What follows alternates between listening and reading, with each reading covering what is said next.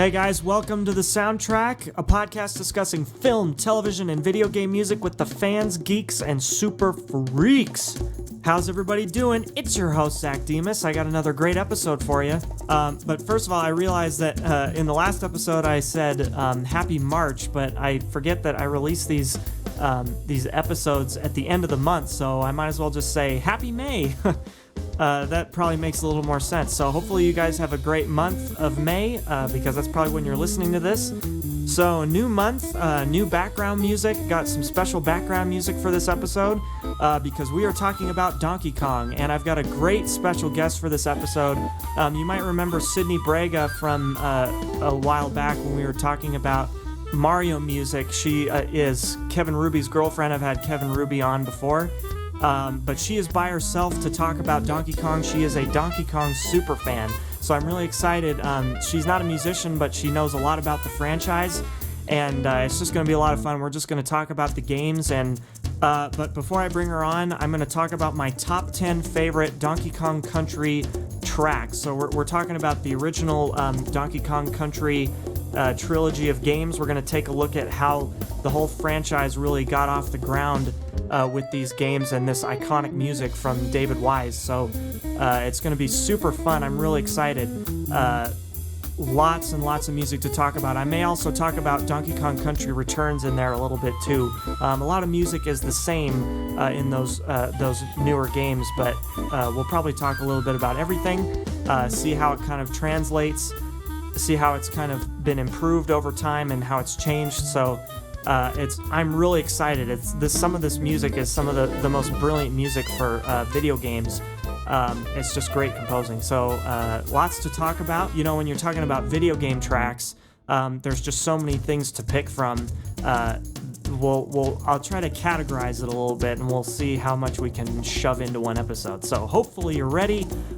This is going to be a really fun episode. Not a whole lot of news to report, so I'm just going to get right into it and just try to shove in as much music as I can. Let's go ahead and start talking about Donkey Kong Country. Okay, so here are my top 10 favorite tracks from Donkey Kong Country, but here's the thing.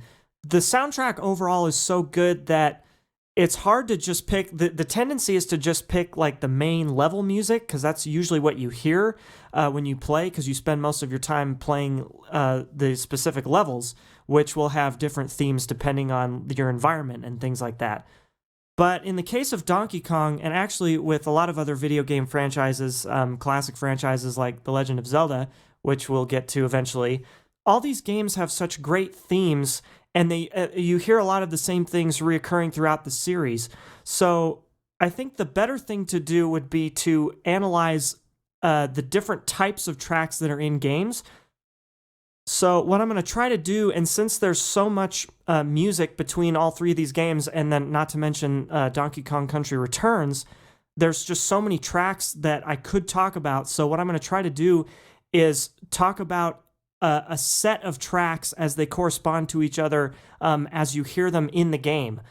So I'm going to count down my favorite tracks, and we'll basically track like the progress of of one of these video games through the music, and I'll just share my favorite tunes that come out of each portion of the game from the music that you hear, because the tendency is to just talk about the music that you hear in the levels, because you're playing the levels most of the time, unless you're just, sitting on the menu screen and just letting the music play, which happens sometimes. But so what we're going to do is we're going to talk about each aspect of the game. So I think we've got like 8 or 9 categories. I'm not exactly sure how many there are. So there may be like a bonus track or two in there. But my number 10 pick, we're actually going to listen to throughout this whole list. So at number 10, even though this doesn't really follow in order, we're going to count these, the different death themes in Donkey Kong are really fun, just short little quips that whenever you lose, whenever you hit an enemy, or are defeated by an enemy, I should say, you die and you return back to the map, the level select screen. But all these that you're going to hear come from Donkey Kong Country 2, because those are my favorite variations of the death theme. You only have the one in the first one, But in the second game, you've got all these different variations of that death theme.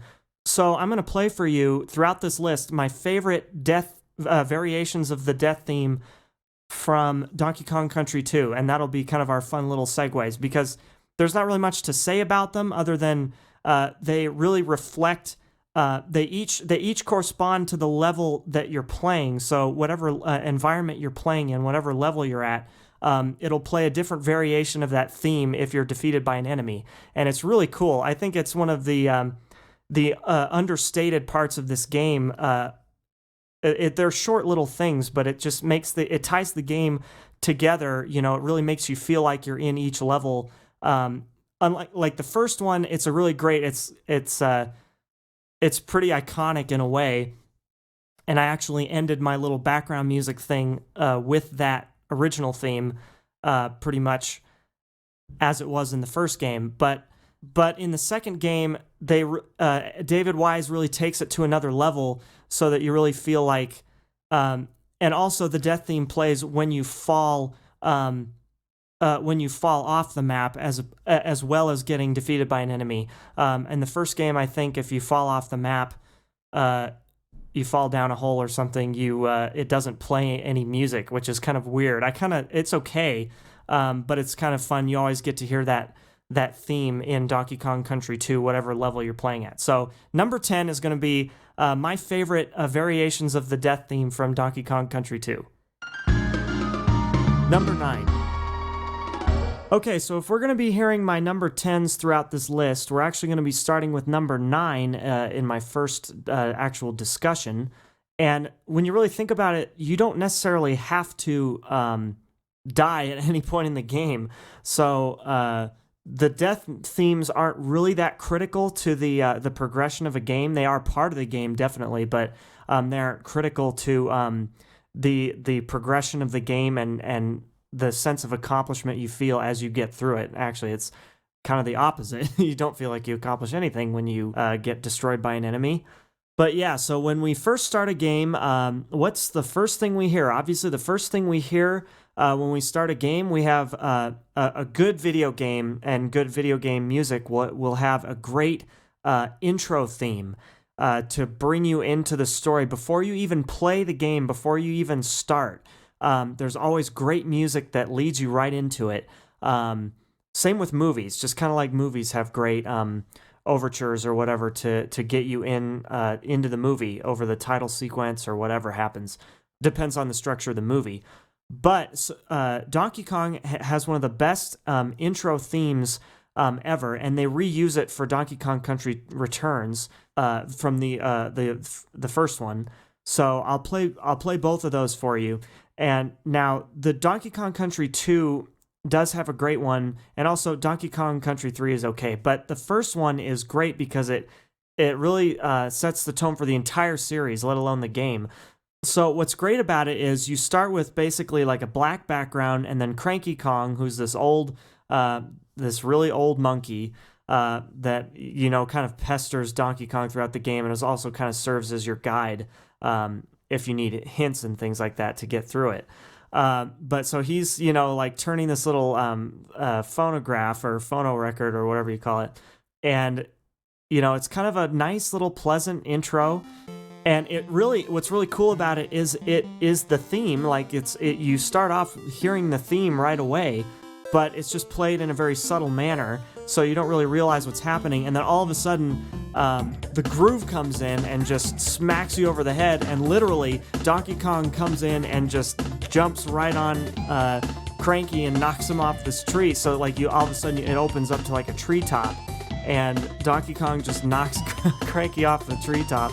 And he just starts jamming out, and he's got like a boombox, and it's just so great. It's such a great intro. It's really funny, but the music is also just so badass. Like it comes in with this really great kind of a retro hip hop funk groove type of thing, and that's what really sets the tone for the entire game. And then it brings you into like the menu, the file select screen.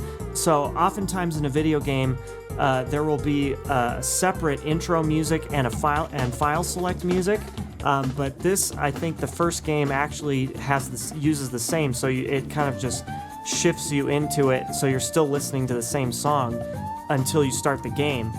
It's just a great idea. Like, a lot of games do it the other way, but it's really cool that they just keep that same groove going until you start the game. It really pumps you up. Like, it really serves its purpose. That's really what it's supposed to do. Aside from the humor aspect, it just really gets you. That's your hook right there. Just like any, pop song or whatever, that's your hook to get you into this game, and it does it through the music. How else are you supposed to get excited about it except for maybe, seeing the box and seeing pictures of the game on the box, but you don't really know what the game feels like until you actually turn it on and you hear the music. Actually, before that even, you get the Rareware logo music, which has its own little bump to go with it. So that's really the first thing you hear, and it's really kind of bold and kind of like the Dolby, like THX kind of thing, or like the MGM Lion. It's kind of like that sort of thing. And then you get like the pleasant little intro, and you get your first taste of the theme. So that's the first part of a great game, is great intro music, and sometimes there's some separate file select music, but in this game we have just great intro music that takes you right into it. Actually, Donkey Kong, now that I think about it, Donkey Kong Country 2 actually does that. There's a separate title screen theme, and then there's a file select screen, so they kind of change it up a little bit, and they both work effectively. They're both effective. So yeah, the first step to making a great video game soundtrack is to have great intro music, and that could mean like an opening cinematic, title screen, or file select music. Number 8. Okay, so we've heard the intro music, we've got a little bit of a sense of what the game is going to be like, but we haven't actually started playing yet, so we have to get into the game now. And what's the first thing that happens when you start the first Donkey Kong Country? You start your new game, and it brings you to the overworld map, the level select screen. So you've been hearing this like really crazy, very upbeat intro music. With a really pounding, pulse pounding beat kind of. So all of a sudden you start the game, and in the first game you get this really pleasant kind of jazz piano groove that happens over the level select screen. So we have this immediate style shift as soon as we start the game, and it's just such an interesting thing. It's just such an interesting thing in the way they do that to you. They really like, oh, I thought this was going to be like super aggressive, intense, but no, it's like the level select screen is actually where you kind of take a break from each of these levels. It serves a great purpose. But that's not my favorite map select music, actually, or level select music in this game. My number 8 pick to fit into this next track in this video game progression is the level select music from Donkey Kong Country 2. So if you've never played the game, just to kind of give you a little backstory, you basically start the second game where you finish the first game. You finish the first game, you beat the final boss on a pirate ship. And so that's where the first game ends, and then the second game starts on that same ship, Donkey Kong's archenemy, King K. Rool. They have that fun little play on words there. So King K. Rool is Donkey Kong's arch nemesis. So as soon as you end the first game, like he's already up to something else. And what happens is in the second game, King K. Rool captures Donkey Kong, and so now you have to play the second game with Diddy Kong, who is basically your secondary character, Donkey Kong's sidekick from the first game. So now Diddy is your main character, and then you get a new sidekick character, Dixie Kong, to help you through the game. So, but what's interesting about this level select music is the first game, it's very calm, it's very pleasant, jazzy piano stuff, like nice little light percussive thing happening. And then in this second game, you have an immediate style shift, and it really sets the tone for, again, setting the tone the right way for the new game, because now Donkey Kong's captured. It's much more of an urgent, a dire situation. So the music just completely turns around and is very fast-paced, even for just being a level select music. It's very fast-paced. There's a different collection of instrument sounds used. You have like a low brass sound that plays the melody. And then you've got this really interesting string texture that kind of underlines the driving rhythm of what's going on. So all of a sudden you have an immediate style shift. And so because it's so practical and it makes so much sense, also coupled with the fact that it's a great composition in general, I don't think I mentioned it's got great percussion in it too, great snare drum. It's very militant sounding. With the snare drum and the timpani, coupled with the strings underneath a great strong melody. I think for all those reasons, that's why the Donkey Kong Country 2 level select music is my favorite. And it's called Welcome to Crocodile Isle. I should probably mention that these tracks do have names. This one's called Welcome to Crocodile Isle because you get off the ship and you're all of a sudden on a new island. You're on King K. Rool's island, so the first few stages, the first few environments are like lava, marshes, and yeah, so you can just see that there's a lot of danger just when you, after you beat that first stage. Number 7. Okay, so at this point, we're now getting to experience gameplay. We've heard 2 tracks that have really set the tone and have told us like what is this game going to be like. But now we actually get into the game and we start hearing the level music. Now that is the most substantial part of the game, and those are the soundtrack. Those are the tracks that people talk about the most. So I'm going to definitely talk about that too, obviously. But I'm going to actually save the level music for later since it's so substantial.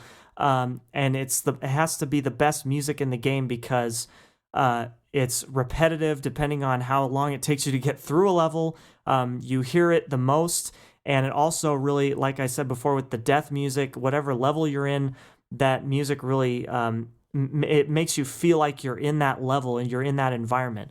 So we're gonna leave that for later in the list. But in the case of Donkey Kong, one of the best parts of the game and playing these levels is finding secrets, hidden secrets and bonuses and all that sort of thing that help you complete the game, that help you either gain more lives so that you can keep playing the game longer, or like to give you a shortcut to the end of a level so that you can finish the game faster. Bonuses have do all sorts of things for the game and for the player to feel like they've really accomplished something. And Donkey Kong Country games mark your progress through these bonuses. Like they'll tell you if you've found all the bonuses by adding an exclamation mark actually to the title of the level that you're playing. It's really great. And Donkey Kong Country is one of the best. Actually, all Donkey Kong games.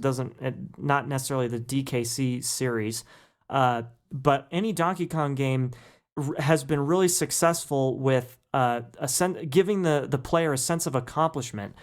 And so another important part of the soundtrack is giving you music that gives you a break from the level music that you've been hearing, and kind of shifts your mindset to a little bit of a fun activity. Like they'll throw like some kind of different challenge at you that first you have to find, and then once you get into the bonus, like you have to do something to either get extra lives and that sort of thing. So number 7 on the list is great bonus music.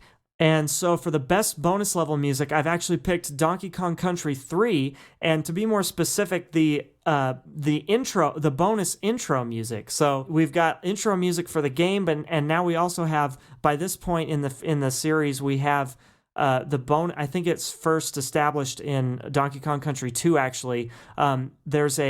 There's intro music for the bonus levels. So that kind of tell you what you're supposed to do, because in Donkey Kong Country 2, they explain to you what you need to do in the bonus game to get what are called Creme Coins, which help you beat the game 100%.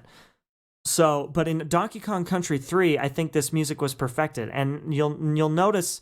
And so I just want to establish as we go forward, I think this is the only pick from Donkey Kong Country 3, because in general, I don't think that the Donkey Kong Country 3 music is as good as people think it is. And it's just my opinion, obviously, but This is I think this is my only Donkey Kong Country 3 pick for this list. But it is great intro music for the bonus levels. So it basically functions the same as in Donkey Kong Country 2, but it's just a better, it just feels like a better intro. It's just better quality.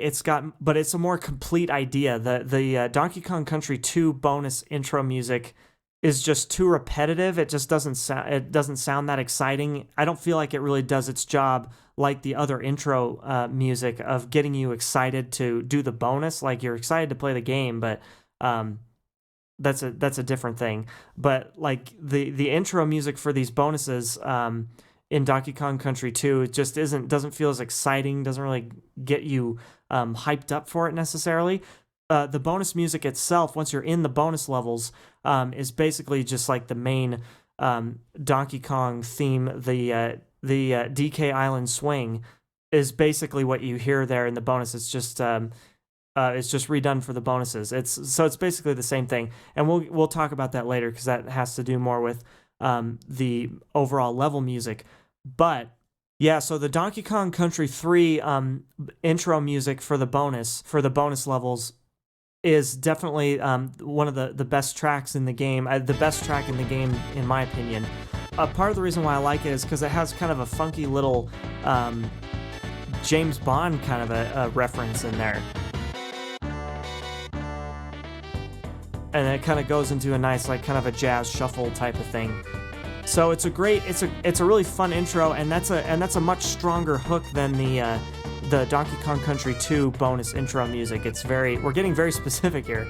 But the DKC2 is just that music is just too repetitive, I think, and doesn't really do its job of getting you hyped up to play the levels. That's the bonus levels. And that's really the one criticism I have about Donkey Kong Country 2 and the soundtrack. So number 7 is the Donkey Kong Country 3 bonus intro music.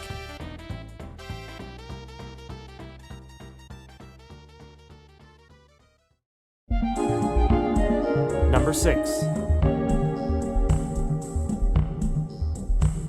Okay, so let's say you're new to this game. Let's say you're new to playing Donkey Kong Country, and like I said, you don't necessarily have to die to get through the game, so you may never hear the death music, but you have to be pretty much perfect to get through it, which I certainly was not when I started playing.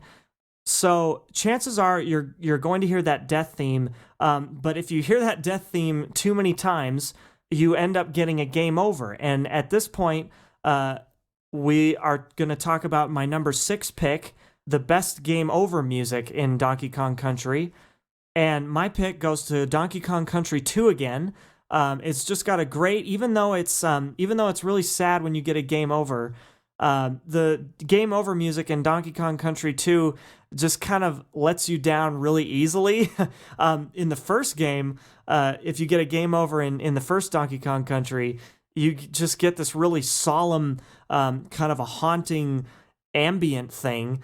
And you just see Donkey Kong and Diddy are just like beat up. They've got bandages and bruises all over, and they just are. And it's just kind of a still shot of them in pain, and you're just like, oh my gosh, this is so depressing. So in Donkey Kong Country 2, it actually the theme of that game is pirate. It's a pirate theme. Which is really clever, by the way. Another great aspect of those games is the aesthetics. But so it's a pirate theme. So what happens is the game over text kind of floats down, and then it kind of stops right where, and it shows Diddy and Dixie have been, captured and thrown in the brig of the ship, because we start the game on the ship, and it's a pirate theme. So that it was really appropriate of them to do that, and the sound font, the sound library that they use in Donkey Kong Country 2 is very uniform too. You hear a lot of the same sounds, but used in different ways. So you get sounds that in other tracks in the game that play like kind of happier melodies, or like very upbeat melodies. You get this very somber kind of like a And the tone of the game over music in DKC2 is more like it's more like kind of an, oh, well, no big deal. I mean, you got thrown in the brig, but, you just have to start over again.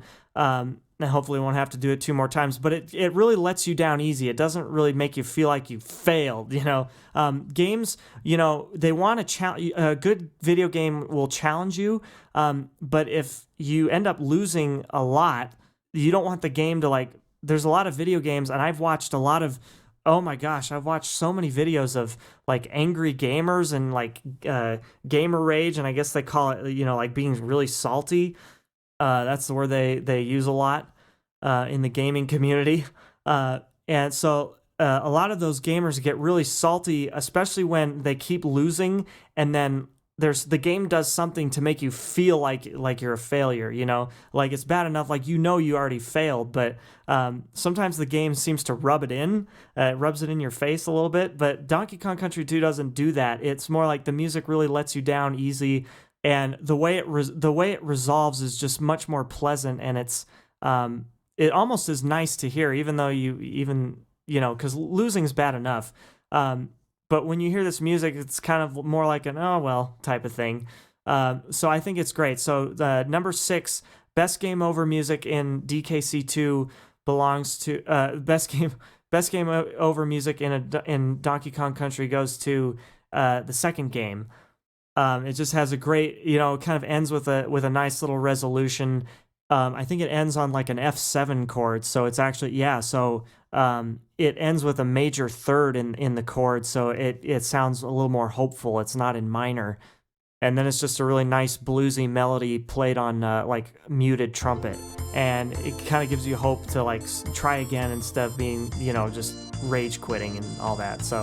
So even the game over music can play a big part in the game and make you feel like you want to keep playing.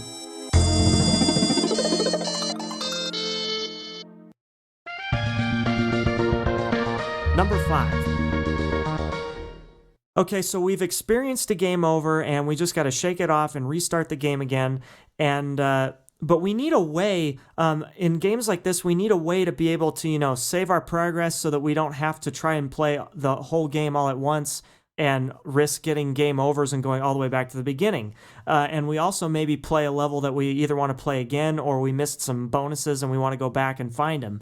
In games like this, you need really great support characters that support the heroes as you're playing the game. And Donkey Kong has just that. There's other Kongs.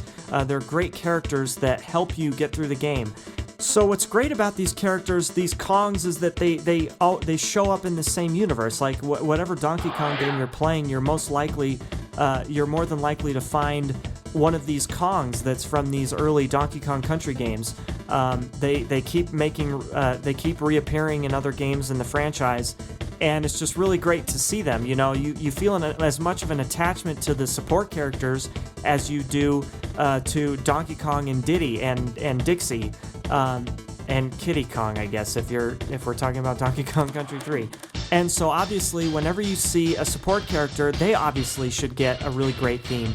And so my number 5 pick, my favorite support character theme, actually there's a few, and because there's 2 support characters in particular that I really like. They both appear in the first game, and then the same character, and then one of the characters appears in the second game as well, and the third game, I think. And that's Funky Kong. Funky Kong is the guy that helps you get around basically it's an airplane that has a barrel, because in Donkey Kong you transport through barrels and stuff. You get shot around through barrels. So you see him a lot, and he's your main transportation to get to different levels quicker. Obviously, levels that you have already played, not you can't cheat and go forward. But then the second character, who appears only in the first Donkey Kong Country, and she's the one that you talk to save your game so that you can quit anytime. And her name is Candy Kong. Now, the thing that's great, I'll play all their themes, but what's great about Candy Kong is, and it's too bad she doesn't come back, but she's basically supposed to be really hot. Like she's wearing kind of skimpy clothing, and she blows kisses to DK and Diddy. It's really funny. But she's supposed to be super hot, and she has this nice little, red and white tent set up, and that's where that's how you can tell, and you can see it on the map. You can tell where Funky's Flights is what his place is called, and Candy's save station. You can see where they are on the overworld map, even if you haven't gotten to that space yet. You unlock the next space as you keep beating levels. So these Kongs, in addition to Cranky Kong, who I mentioned earlier, these are the Kongs that really help you out on your adventure. They give you tips and all that sort of thing. And so you need these characters, and these characters have great themes to support them. And so my favorite themes, I'm actually going to play both of the Funky's Flights themes from the first two games, because they're both great. It was hard to pick between those two. Also, Candy Kong has a really great theme. It's very unlike all the other music that in the soundtrack, even the intro music. It's very, it's got a great swing feel. And since, she's supposed to be really hot and everything, it's kind of got this kind of a sultry, kind of a sensuality to this groove that's happening. And David Wise just picks the perfect sounds to reflect this. And it's like smooth, like brushed snare drum kind of, just a really smooth sound. And he really hit the nail on the head. So there are all sorts of great themes that are coupled with these great support characters, but my favorite ones are Funky's Flights and actually I think it's called Funky's Fugue and Candy's Love Song. So then in the second and third games, Candy Kong is replaced with Wrinkly Kong, who's very old, like basically your standard Grandma Kong. To Donkey Kong and Diddy Kong. They all actually are related to each other. They're either cousins. I don't know what the relationships between all the Kongs are, but they are actually like all a family. So I would imagine Wrinkly Kong is Donkey Kong's grandmother or Diddy's or whoever. Donkey Kong and Diddy Kong are cousins. That's about all I know. It gets really crazy. But Wrinkly Kong is your new save person. She's the one that saves your game for you. And she actually has a couple of different themes between Donkey Kong Country 2 and 3. And her themes aren't really that interesting, but I do want to play for you her theme from Donkey Kong Country 3, because it sounds an awful lot like a certain track from a Super Mario game that came out, I think, around the time that this game did. Nintendo had kind of made the transfer over to the N64 at this point, but Donkey Kong Country 3 was released in 1996, which I believe was also when 1996 Super Mario 64 was released. So both of those games were released around the same time. So we've got some interesting crossing over of some themes here. So take a listen to this. It's pretty interesting.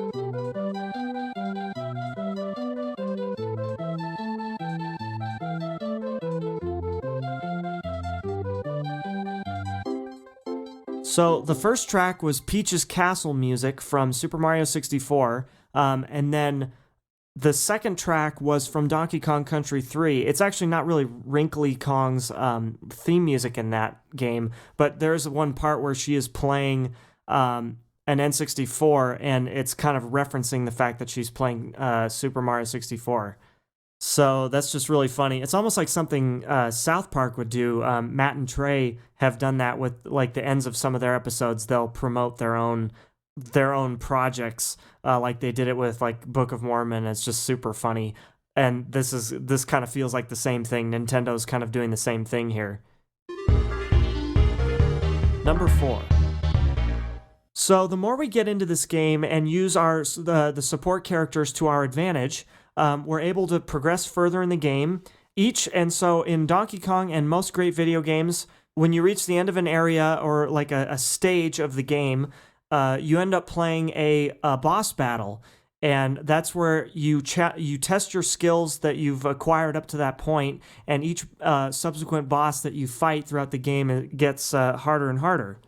And so we've already faced a lot of tough challenges, but now we get to a boss. And so for a boss battle, we want to really not only have a really challenging and menacing boss, but we also really want to have great menacing boss music to go along with it.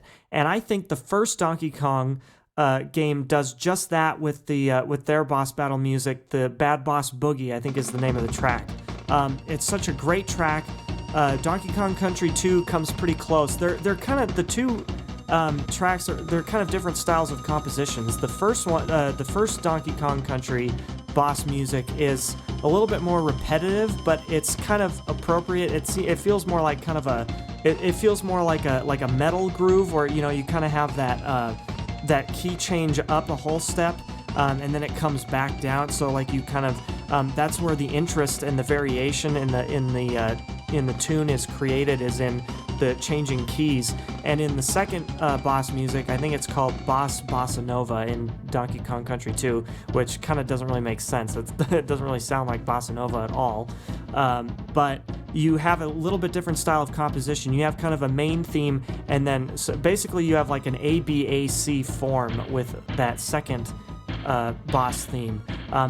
There'll be a main theme that's pretty solid, and then it just kind of bounces back and forth between two different passages that kind of escape the original melody a little bit. So they're both good compositions, obviously. And then Donkey Kong Country 3 is just there.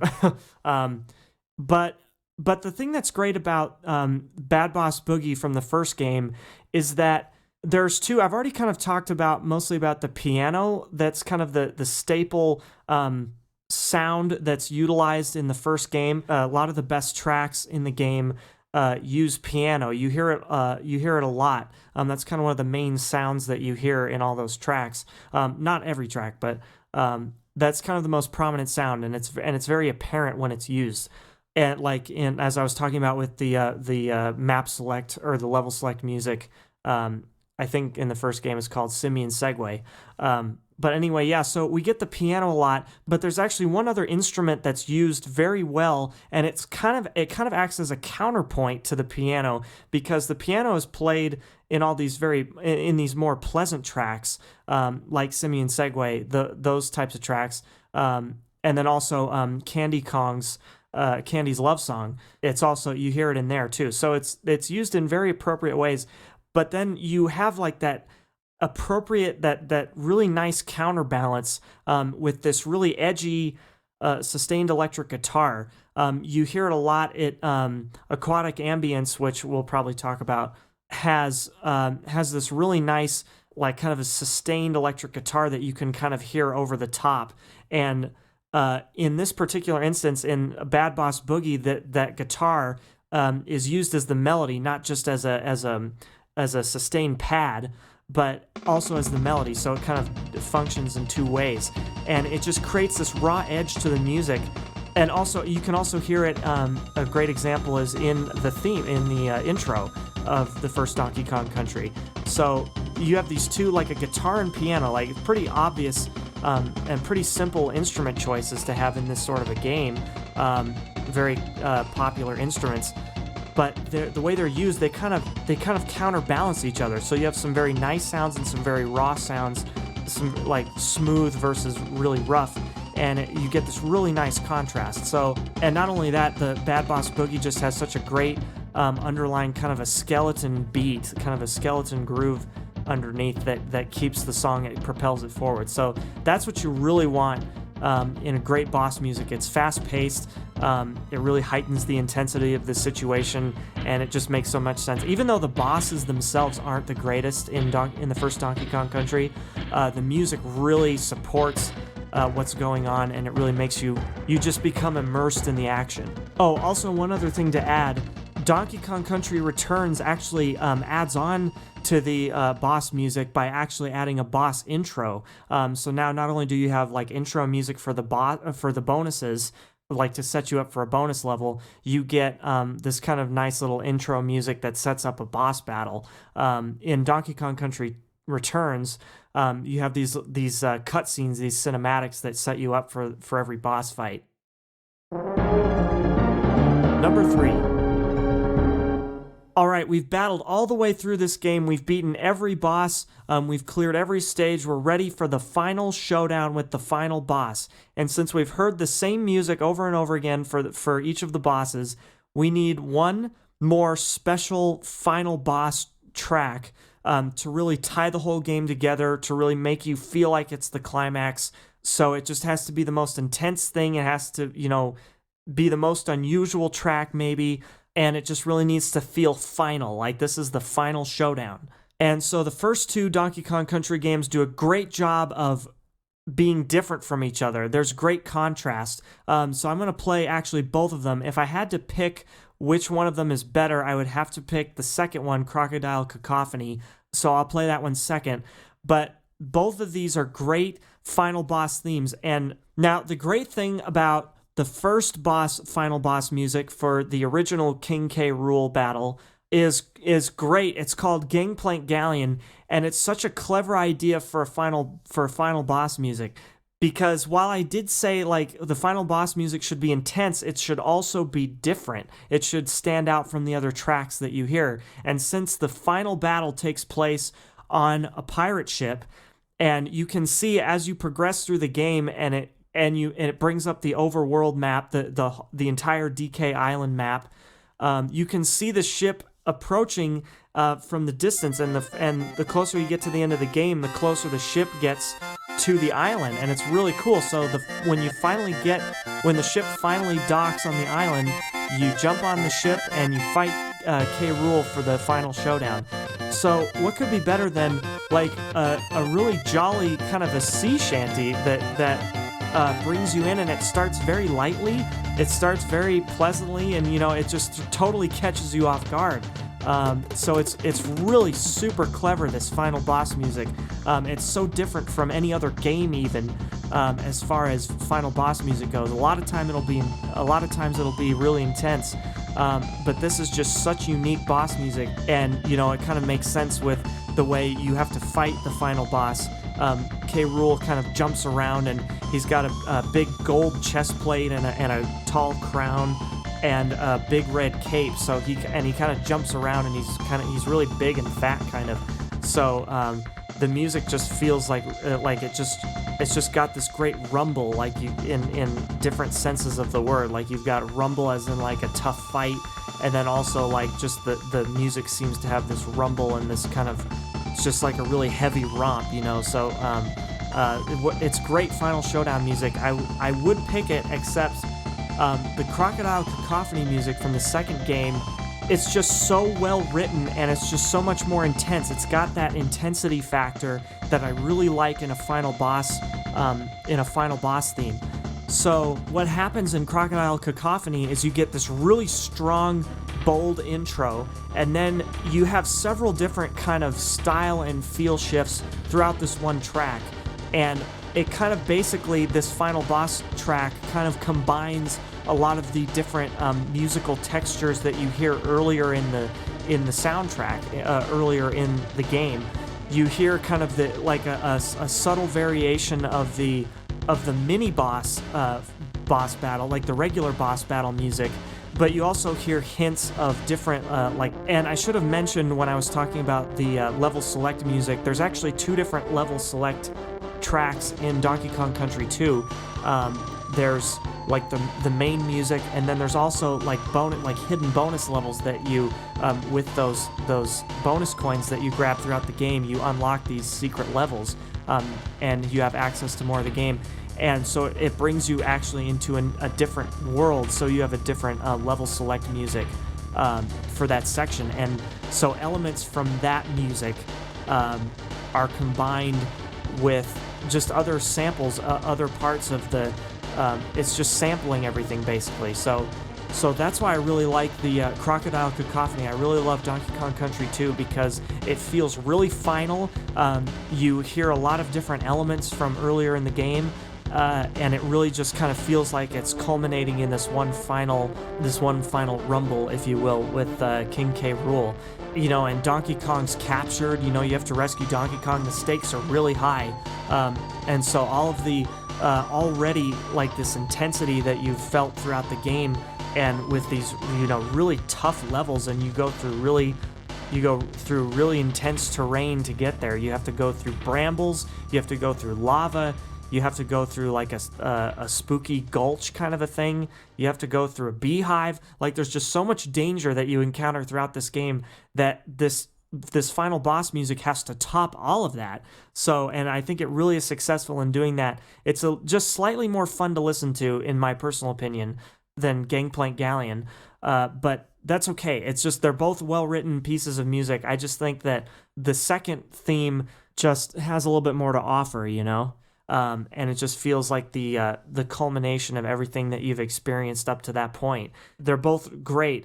Do they serve their purpose? Yes, they both do. But I think Donkey Kong Country 2 is just, and like that just feels like a more intense game. You feel like you accomplish a lot more in that game, with more bonuses and these hidden levels to beat. So I just think that Crocodile Cacophony, great piece of music to finish the game off, and that's probably one of the best tracks in the game outside of the level music, which we are about to talk about. Number 2. Okay, finally, we've reached the top of the list now, and at this point, these are the tunes in these games that this is why we keep playing it, and this is what really gives us that nostalgia factor, since it's such an old game. But these are such strong, well-written tracks, and they're well-recorded. A lot of great effort was put into these tracks. So, and we hear these are the tracks. The level music is what we hear most of the time because it puts us in the environment that we're in.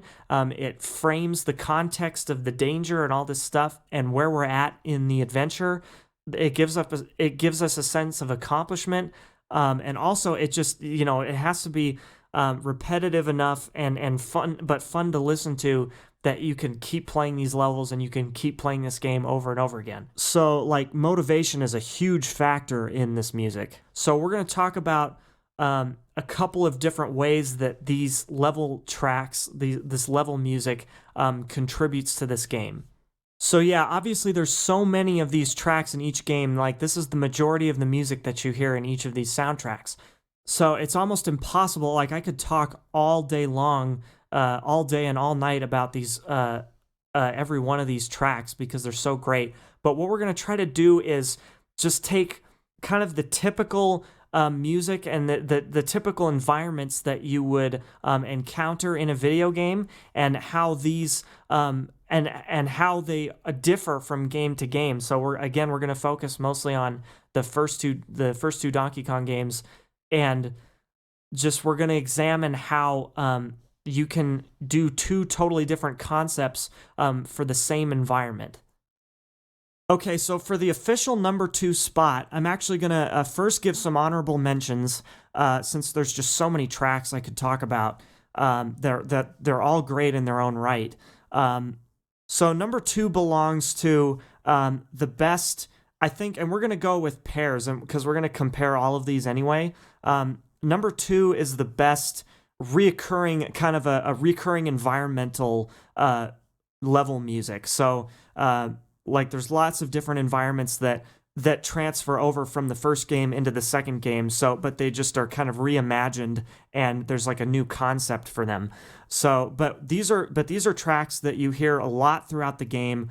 You know, they have to be really strong. They have to really reflect the environment. And there's so many tracks that do this, but, and this is a typical environment for pretty much any adventure game, and that's to encounter some challenges underwater at some point. So these two themes are great water themes. They really do a good job of putting you in that environment. It's generally some of the more sensitive music, because it kind of depends on, you know, is it rough water? Is it like really calm water? So, and that's the thing about these two different games, is that they cover their bases with these. So, in Donkey Kong Country, the water level music is called Aquatic Ambience, and this one's pretty popular among a lot of people that I've seen and heard talk about these soundtracks. Aquatic Ambience is very popular. The first time we encounter a water level in Donkey Kong Country is in the first stage. It's just a big, massive lake, and the artistry within like these world maps is just so cool, and there's just a way about it. I'm not an artist, so I can't really talk about that as intelligently, but just the way it sets you up, like you travel across this terrain to get to each level. When you're selecting levels, you physically watch your character move across this map and create tracks and it tracks you as you travel across all this terrain. So you come to a water level for the first time, and it's just this big, beautiful lake kind of a thing in the middle of a jungle. But in the second game, like I said, you start on a pirate ship, and the first water level you encounter is actually, you come down to the bottom of the ship, and there's like a big crack in it, like there's a big hole in the hull, basically, so that like signifies a new type of danger, like a new type of water level, and these are accurately reflected within the music. The first one is very calm, big big lake, still dangerous, obviously there's enemies, but then you've got like this like water flooding the ship type of danger, that sort of thing. So these two songs really capture the essence of water levels in not just this franchise, but really in all of video games that have water levels. So here are Aquatic Ambience and Lockjaw's Saga.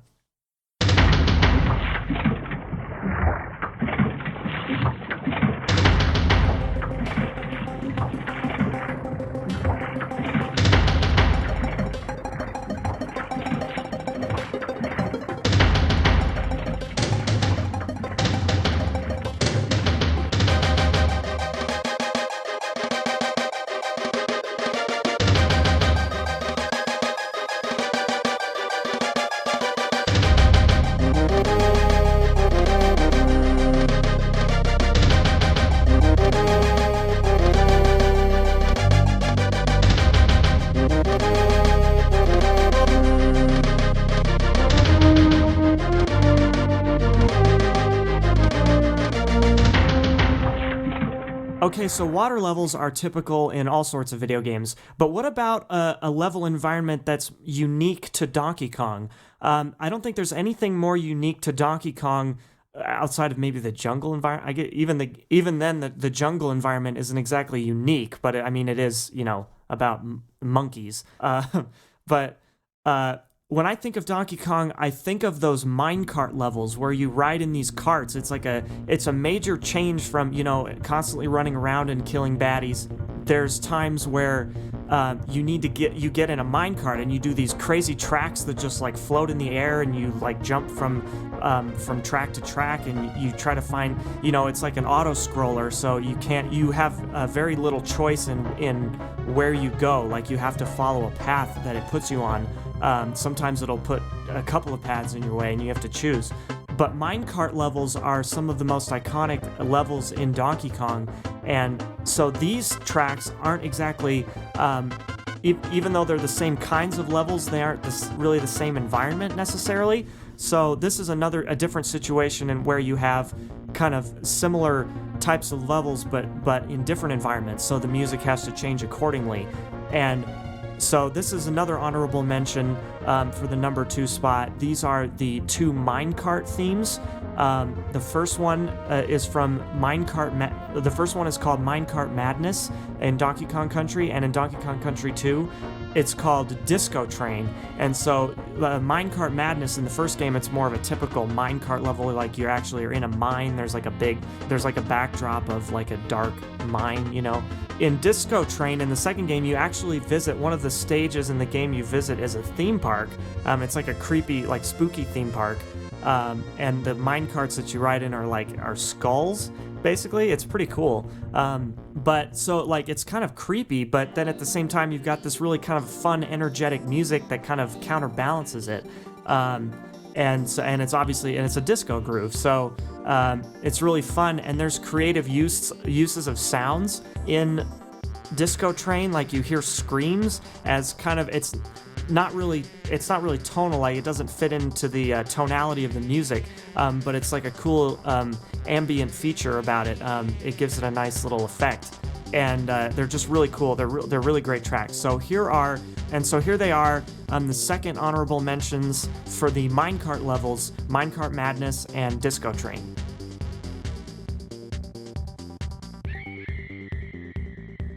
Okay, now for the number 2 spot, and this is going to also have 2 tracks, one from each game, just since there were so many honorable mentions, and it's just so hard at this point to pick between the 2 games which tracks are better. So we have the minecart levels and water levels.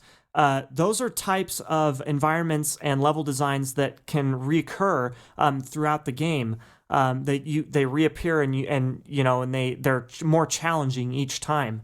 And it's really great, you have like a big lake in a jungle, but then later on in the game you have like another water level, but it's like polluted water, and it's more dangerous. So I think Donkey Kong Country 3 has a water level where it reverses your controls when you get in the water, so you have to figure that out.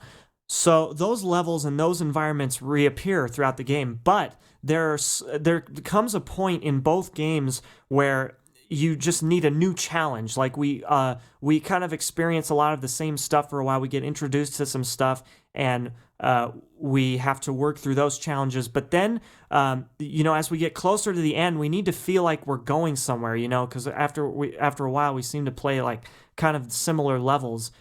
With just slight differences in gameplay and strategy. But there comes a point when you just need an entirely new environment that becomes more foreboding and, kind of brings on the ultimate test that's about to come. And that happens in both games. The corresponding music in both of these games, they do a great job of, they're very well-written tracks, obviously, and, set you up for these new environments, these new challenges, like completely new, something that we haven't seen yet in the game.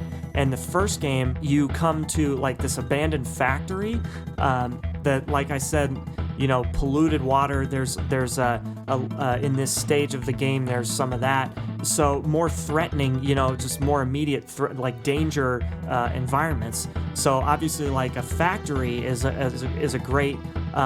It's just so out of character too, because you're playing you play through the jungle, you go through the like forest and snow, and then all of a sudden you get to this factory that's like a man-made thing that's just so out of place. And so you need music that kind of reflects that, not only the environment but how out of place it is. So in this first game, you get this factory, and the music is called Fear Factory, and it's one of the most iconic tracks in Donkey Kong. It sounds very industrial. It's kind of got that attitude about it. And then the way it's recreated, I'll even play how it kind of recreated in Donkey Kong Country Returns, and it just sounds so great. It's very industrial. It's very different from everything else you've heard. You've kind of heard like swing stuff and some more ambient music, but now all of a sudden you get kind of a industrial march type of thing. And then same thing, you get a similar kind of a march in the second game. It's called Crook's March, but instead of a factory, we get to like a castle as we work our way up this new island that we come to on that ship that we started on, which you can see decay isles from the in the background, which is really cool once you get to that point in the game. And so, Crook's March works a lot the same way. It's a very new environment. You only hear this track a couple of times since it's near the end of the game anyway, but it's so great. It's like, oh man, we've been needing this for so long in the game. We're so used to playing these other environments by now, and they just aren't quite as threatening. They're more just in regular environments. Even though Donkey Kong Country 2, I did say, is more in general, like, more dangerous, like with lava and all that stuff. That's only the second stage in the game. And after that, even, you deal with brambles, spiky brambles, and beehives.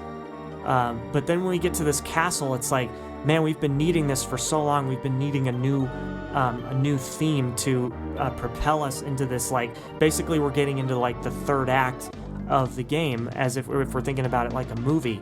So at this point, we really need a new track to bring us home and to really make us feel like, oh man, we're really getting close to the end of this game, aren't we? It's almost like it could be boss music, but not quite. And so that's why I really like Fear Factory and Crook's March from Diddy's Conquest. So here are those tracks. This is my number 2 pick. They're just very well-structured songs with very infectious melodies, and so I really love both of these tracks. I think they both deserve the number 2 spot. It's just too hard to pick between them.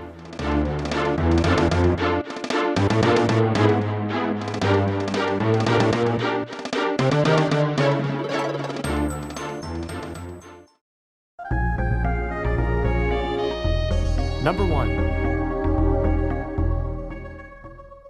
Okay, so here are my number 1s. We've talked about a lot of iconic music from Donkey Kong, a lot of iconic levels and environments that you experience, but there's just nothing like the essence of swing and jazz in these soundtracks. So I'm going to play my 2 honorable mentions. The first one is called Treetop Rock from the first game, and then the second one is called Snaky Shanty from the second one. It harkens back to the Gangplank Galleon music from the first game, so great callback there. But there's just nothing better than the essence of swing and like the essence of this game. You know, I think pretty universally considered the theme, even though the intro is kind of where you play the main theme of the game. But I think like Donkey Kong's theme music, like just in general, like him as a character, the DK Island Swing music, the first track you hear when you play the first game, the first level that is, it's obviously not the first track you hear, but just the greatest piece of music, the way the instruments layer in the environmental sounds. Usually we get like the environmental kind of aspect like we heard in Lockjaw's Saga, with kind of the water sloshing around.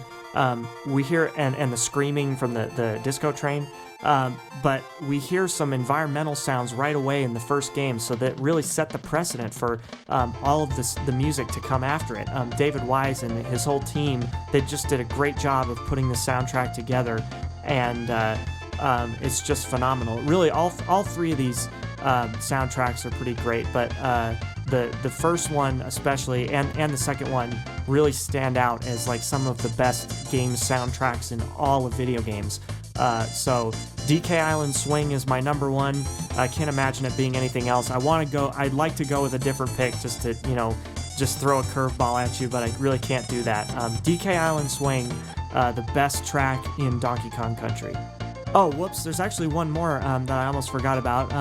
From Donkey Kong Country Returns, it's basically the DK Island Swing. It's the music from Sunset Shores. In Donkey Kong Country Returns. It's basically the same thing, but just kind of updated, a little bit different, kind of a reimagining of that theme. So so those are kind of both my number 1 on this list. So great music all around, and I can't think of anything better. It's the trademark of the franchise. And, you know, now that I'm thinking of it, there's just so much music in this game that I kind of forgot to talk about another aspect of great video games in tracking the progression of a video game soundtrack. A lot of great video games will have great end credits music. So I kind of just skipped it because there's just so much other music. The best music in Donkey Kong comes from playing those levels. That's where most of the emotion comes in playing these games. But great credits music too in a lot of video games. So I just wanted to get that out there. So please enjoy my number one honorable mentions and my number one pick for best music in Donkey Kong Country.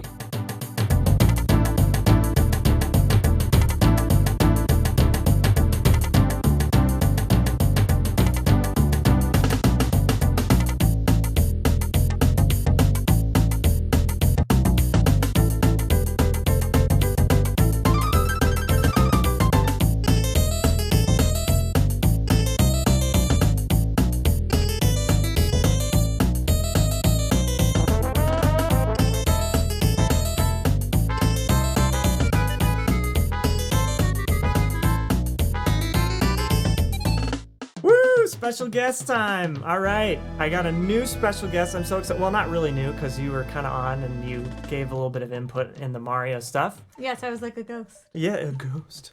But now she is here for the real deal and she's going to talk to us about Donkey Kong. Sydney Brega. Hello, world. I'm so excited for this. Are you? Fun. I am excited. Are you excited? I'm sort of excited. I should have prepared more, but... No, that's fine. You know. Oh, we're going to wing it anyway. I got these questions here. We could just throw those out the window right now. We've got a little bit of an audience, too, actually, for this one. This is kind of cool. We got my friend Tim Garrity. Hello. Just kind of hanging out in the back here. And then also, we couldn't have Sydney here without Kevin Ruby. He's always got to crash the party, man. Yeah. That's good. I'm glad we're all here. So you guys can chime in whenever you want. We're just going to be talking about... Donkey Kong Did Country. you forget? I almost forgot for a second. Like I've already spent like an hour talking about this, and yeah. Okay. So I've got just a few questions here. Okay. And so because I want to know your thoughts. And Sydney's great. This is great. This is going to be a great guest to have because she's not a musician. So far from it. so this is going to be a great like experience talking, you know, but she is like a Donkey Kong super fan. So it's going to be fun to talk about things from a different ear. So this is going to be interesting. So first of all, and you've also played Donkey Kong Country 3 more than me, but so what would you say is your favorite overall Donkey Kong Country soundtrack? Donkey Kong Country 2 Diddy's Conquest. Right. That's a good choice. Yeah. I agree with that. It's the one you think of when you think of music in Donkey Kong. Because it's the most iconic. Because well, why did you said before we started, you made a really good point about Donkey Kong Country 2. Yeah. What was it? So you were talking about how like Donkey Kong Country 2 is like the pirate theme. Oh yeah. Like yeah. So everything sounds piratey in that soundtrack. So I agree that's a lot of great soundtracks have like really common like instrument choices. So you hear a lot of like accordion sounding stuff and some like trumpety things and and it's like more orchestral. Hear the same notes being played in further into the game, like beginning notes, but they're in a different not way, but they have different instruments with them, so it makes it sound slightly different. But it's right, yeah, a lot of reused material, kind of, but like just changed slightly. Cool. So yeah, Donkey Kong Country 2 is definitely a good choice. But here's the thing about Donkey Kong Country 3 that I kind of wanted to say, because earlier in this show I was kind of saying like there's not much in my list of my favorite songs that are from there, because mostly because I haven't played it, but also the reason why I just don't really like it that much is that it just doesn't sound like quite as updated or innovated as either of the first two. I feel like and correct me if I'm wrong, but I just feel like, you know, Donkey Kong Country 3 kind of, the soundtrack kind of takes a step backwards. A lot of people I've heard have really liked that. but just from what I've heard, it just doesn't sound. It sounds cheaper than from the first one to the second one. I feel like you had a great improvement on like between those two. Like the first one's already great, but then when you get to the third one, it seems like it kind of takes a step backwards in terms of it just the tracks seem kind of random. It doesn't. I don't feel like they make much sense. Some of them. But that's just me. I don't know if you have anything to add about that soundtrack, because you've definitely played the game more. Is there anything that gets stuck in your head from that game that is good? I mostly played it on mute because okay. it's not really that great of a soundtrack. I did listen to it during certain times, but the music doesn't go well with the levels that you're playing. Like in the first Donkey Kong and the second Donkey Kong, it kind of has a theme, the music. If it's raining, it has a different sound. If you're in a cave, it has the misty sounds. There's some sound effects. Yeah. And the music doesn't really... The Donkey Kong 3 is all over the place. The levels don't really make a lot of sense. The worlds don't make a lot of sense. And the music doesn't make a lot of sense. Okay. Yeah, that's what I kind of figured. But from someone who's actually played the game, it's interesting to kind of hear that, because I've also heard a lot of great things about the game. So, I mean, it seems cool. It seems like it made a lot of innovations in other ways, because isn't there there's enemies that attack you from like the background and stuff? Do I have that right? There's sort of. And then like they kind of use they use more. You can, instead of straight plane, it's kind of, there's levels where there's a background that you jump to and from, and okay. And Donkey Kong Country Returns kind of does that too. Like, not kind of, it really does that. Yeah. That's like the main attraction of that game, I guess. Donkey Kong Country 3, it's kind of a mixed bag. You get some good stuff. I think like some of the music makes sense for like environmentally where you're at, but they don't really make much sense in terms of the vibe. Does that make sense? Yeah. Like the attitude just kind of seems really random. Like, and I think the game in principle is kind of ridiculous, because like Dixie Kong has to basically, the game's called Dixie Kong's Double Trouble, right? So it's like you're taking care of a baby with a onesie that doesn't fit him. How strange is that? There are some good levels, but it's like, why does every subsequent Donkey Kong Country game have Donkey Kong Country 2, like Donkey Kong's not there, and then the third one Diddy's not there? It's like because the second one Donkey Kong got kidnapped. They're going to save him. But like, did you forget the premise of the game? I guess I did. Saving Donkey Kong. I call myself a fan. But yeah, it's just like they keep changing so many things, and then it's like the music doesn't really help anything.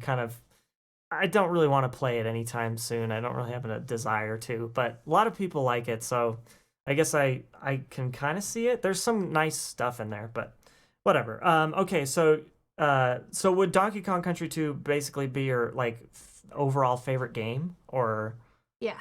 Okay, so from the first one to the second one, they kept some things great. The music was great. The levels all made sense. They were all fun.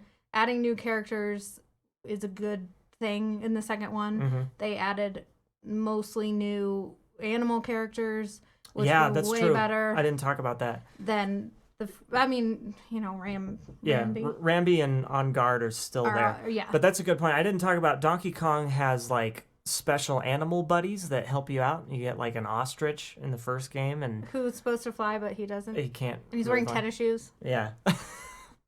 I'm painting a picture. It's goofy. Yeah. It's good.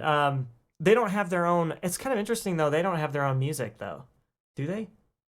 They don't have their own themes. I didn't really mention that. It's kind of like the theme is the level they're in. You only really get the spider in certain levels. Either you can't touch the ground or things like that, and so the music kind of reflects that. And when you get the rhinoceros, it's high speed, high stakes. Yeah, because you can hit everything with your big horn. Yeah, it's kind of interesting where the animal buddies pop up too. Like they come in different environments. It seems like where like the spider, Squitter. He's like kind of in like the gloomy forest gulch type of thing. Like those kinds of levels, and lava levels and honey levels. Yeah, that's right. there's lots of the beehive. Those levels are so hard. I used to have so much trouble with those for some reason, and then they had good but music. Really though. cool music. It was calming because you were inside a beehive, but it starts out like that track. There's so much level music I didn't talk about from earlier. Like I tried to shove in as much as I could, but there's still some like the honeycomb levels, and like the way that music starts kind of is like some sort of like muted guitar type of thing. It almost sounds like a kind of a bee, kind of a, but well, it's not like a buzz, but it's like a. It's kind of hard to describe, but it's just such an interesting. It starts really mellow. I think is what I'm trying to say. It starts really chill, but then it kind of picks up, and it's really another really interesting thing is that music. A lot of that music can't. You have to kind of simulate like a reverberation and like delay and stuff. So it's like they used some really interesting strategies to get certain like mixing effects as well as the music to like make it sound really cool. Like the first game, there's like some super weird delays. I don't know if you've ever noticed it, but there's like super weird delays that happen like to make it sound like you're in a big open or like in a cave. Yeah. You know? Like in those the first game, the cave levels, like you can hear like the dripping like water or something. Yep. So like there's some really interesting stuff in all these tracks that I didn't really get a chance to talk about. So the other thing that was sort of new music wise in Donkey Kong Country 2 is their ending. Whoever you end as, the character you end as, has their own little celebration song. The girl's playing the guitar. Also didn't talk about that. That's a good point. The guy's throwing his hat. Yeah, Diddy's got like the boombox, right? In the second. No, she plays the guitar and whips her hair back and forth. Yeah, Diddy does and then Dixie does Yeah. Dixie plays the guitar with her hair. Yeah, so like that's the first game when you beat a level, when you finish the level, you just exit and nothing. Donkey Kong would go with there's like a little jingle. Like, da-na-na. Yeah. But I thought it was much better ending to just celebrate. Right. With there's like a target. Yeah, you hit the target and like you can get some bonus items and stuff like that. That's another good point. See, I told you, she really knows these games, man. And so like Diddy does like his little boombox thing. So again, it like it's basically the same kind of it's the same beat that happens, like that's the same, but then like whatever level he's in that you finish, like those two things are kind of combined, like the beatbox, the boombox, like kind of retro 90s hip hop thing. Gets combined with whatever level they're in, so it's like you get these cool, like there's solid themes individually, but then they like get meshed together and it sounds really cool. Great. So you were putting together a list of tracks. Oh, I was? So what are your individual tracks that are your favorite in these games? I only wrote down one. Oh, okay. Oh, okay. I thought that's fine. These are my notes that aren't very good. Don't look at them. Okay. It's the Misty Menace, according to the internet. That's what Misty it's called. Menace. Okay. It's when you're in a cave. It has a hissing sound, so it sounds like you're kind of in mist. From the first game. Is that when you're in the? Oh yeah. It's the first game.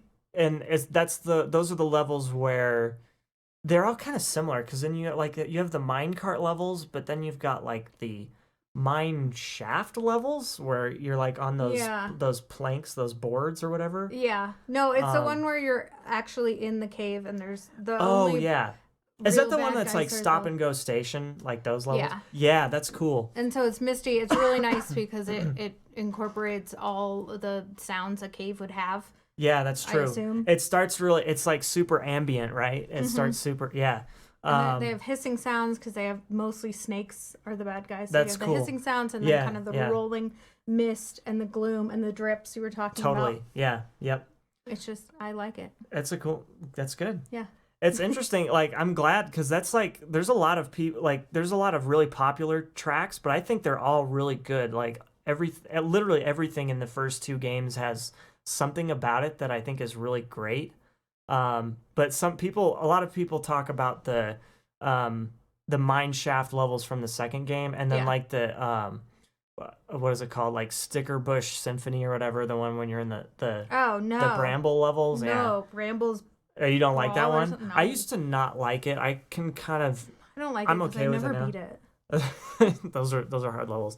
Yeah, it's just weird the things that I've heard when I watch other people talk about these soundtracks on YouTube and wherever.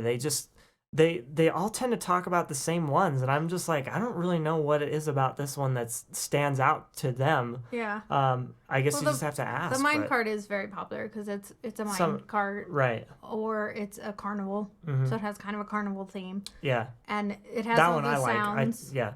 Like you're on a roller coaster. Mm-hmm. But I just like the misty one because that's a cool one. I think that's a really underappreciated. Right, it's pretty much it lets the game. It kind of lets the sound effects play out, and it's so dark. It's like one of those darker levels, so it kind of makes you feel like it's more more dangerous, or just like the likelihood of screwing up is a lot higher. Cool, yeah. So that's a great pick. I like that one.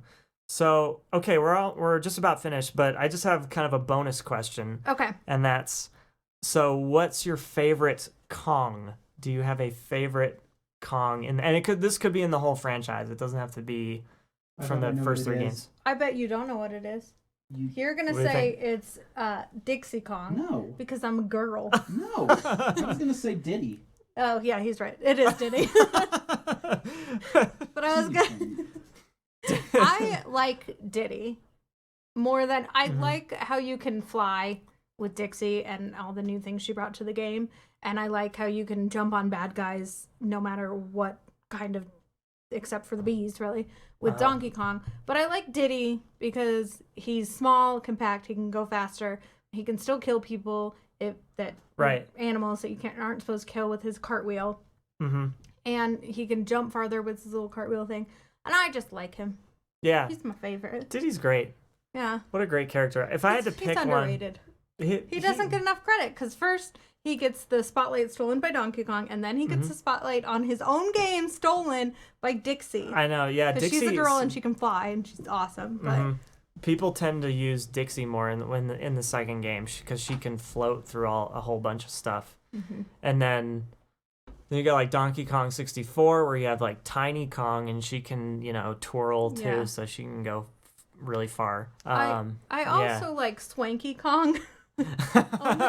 only because he's so like dude, yes, icky. he seems really greasy. Yeah, because he's like a game show host. Yeah, Swanky is another one of those support characters I was talking about earlier. And yeah, he's got like you play bonus. Yeah, I like him because he gives me extra lives when I need them. But he does like quiz. Does he do like a quiz thing? Yeah. Okay. And he's got like this like sequin jacket and stuff. He's like super happening, man. And he's sort of sassy. Yeah. Which Swanky Kong. Yeah, I like there's so many great support characters. I don't know if I have a favorite Kong. Yours would be the save point. Candy's save point. I do like Candy Kong. Honestly, Zach, great. I would say your favorite is DK, Donkey Kong. Because you literally play Donkey Kong in every Mario Party. I was gonna say that. He is good. Yeah, I was gonna say that. So I think you'd be right. You know us and our Kongs. Yeah. Yeah. That's you. I know your Kong. True friends know which Kong am I in the Kongverse? Sounds like a Facebook quiz. Yeah, a BuzzFeed quiz. Yeah, right. Yeah, so they're all great. I really like Chunky Kong in Donkey Kong 64. There's so many. That's another thing in Donkey Kong Country 3. There's just so many random support characters. Like there's new. Isn't there like a beaver or? Yeah. Well. I can't remember. I don't really. And then there's like this big golden chicken or something that like. You have to go around and build a boat, and then you get the pieces from all these random people. There's like a country bear, and then there's some other random people or animals, I guess. I don't know. Yeah, it's a weird game. It's strange. But they kind of took parts of all the other games that were like leftover levels and put them together. That's what it feels like, at least. Yeah. Those are, I mean, they're all pretty cool in one way or another, but maybe one of these days I'll get around to playing the third game, and we can. I mean, you're the expert. I appreciate all that. Your opinions about that, because that's good to know, because that's always some stuff that I just like, is this game really what I think it is, or is like, because people seem to talk about it so much and I wasn't really sure, but it's good from like a gamer's perspective, like a classic gaming perspective, what it brings to the table. I had to finish out the trilogy. Yeah, you have to. Yeah, great super fan Sydney Brega, she's super good at this. She knows her Donkey Kong. I'll have to test you next time. I'll have to challenge you with some other stuff. I don't know. More Donkey Maybe we were talking about doing 80s TV. I think that was our next thing. Theme songs? Oh, I would be so good at that. I almost started singing.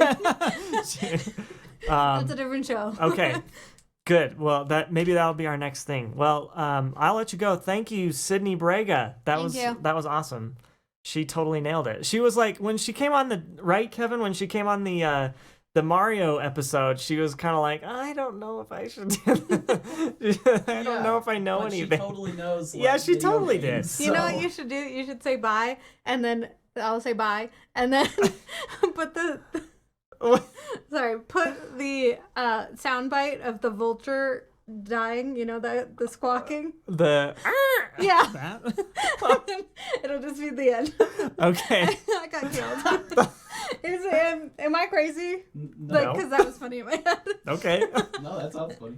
Kind of inspired. Though. Okay. No, this is all Donkey Kong. Or you can play my outro music with the boombox. What is your outro? Okay, I'll play your outro. The Diddy Kong. Diddy Kong's your outro music? Okay. Yeah, he's my favorite. Remember? Jeez. Oh, yeah. Okay, thank you, Sydney. I'll see you next time for 80s sitcom themes or something. I don't know. Okay. Bye. Bye, worlds. Thank you for listening to me. Bye. Okay, bye. Cut off.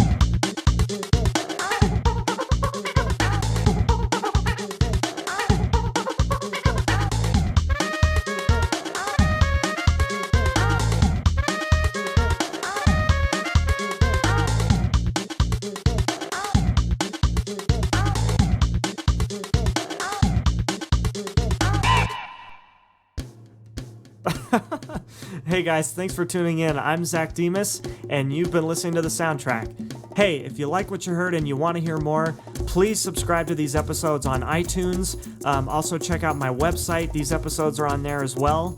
And if you're an Android user, that works out great. You can subscribe through my RSS feed there. I'm also on TuneIn, a bunch of different places. Oh, and actually also CastCrunch now. I'm also on castcrunch.com. It's a cool site where podcast listeners and creators can get together and discuss their favorite shows and their favorite episodes. And so my show's on there too, so you can check me out on there. You can subscribe through there as well. So check out CastCrunch. It's a great new website for the podcasting community. So I really hope you enjoyed this episode. Next month we're back to television in the rotation. So Sydney and I were talking about doing 80s sitcom themes, but probably not for the next episode, because we haven't talked about some cartoon themes in a while. So I think that'd be a fun thing to do, another installment of that. So thanks again for listening. I'm Zack Demas, and go play some Donkey Kong. Go have some fun. All right, catch you guys next time. Take care, guys.